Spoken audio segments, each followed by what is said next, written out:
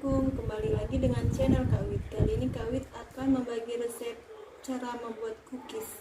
Bahan-bahannya itu tepung terigu kelas sedang 240 gram, kemudian butter lele 100 gram, susu kental manis 14 sendok, choco chip 100 gram, coklat batangan 100 gram, kemudian gula palem juga 100 gram, kemudian soda kue setengah sendok teh, kemudian vanilanya 1 sendok.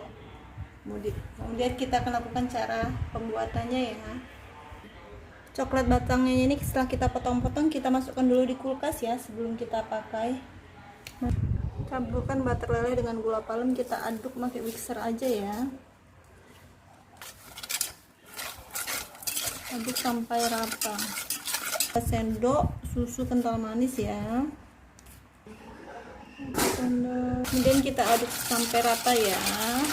Susu kita masukkan.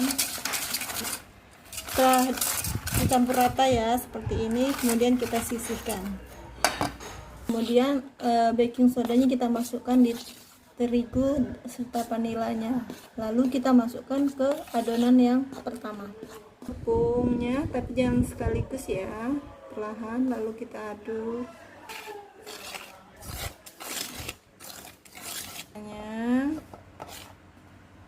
Oh ya, ini kita aduk sampai rata ya. Jika sudah tercampur rata seperti ini, kita masukkan choco chip sama coklatnya ya.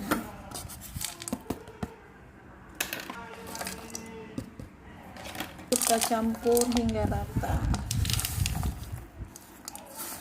Setelah adonan rata, kita tutup ya, lalu kita simpan di kulkas selama 15 menit. Sementara itu kita siapkan loyang dan ovennya. Jam ke 15 menit kita keluar dari kulkas, kita cari sendok yang seperti ini ya. Kalau ada sendok sekop es krim tuh boleh, ini sih agak kekecilan ya. Loyangnya kalau nggak kasih kertas roti, kita kasihin blue band aja biar nggak lengket. Kita panggang dengan api atas bawah 200 derajat ya selama 15 menit. Ini hasil cookies kita ya. Jangan langsung kita keluarkan dari loyang, biarkan dulu sampai hangat baru kita makan. Selamat mencoba.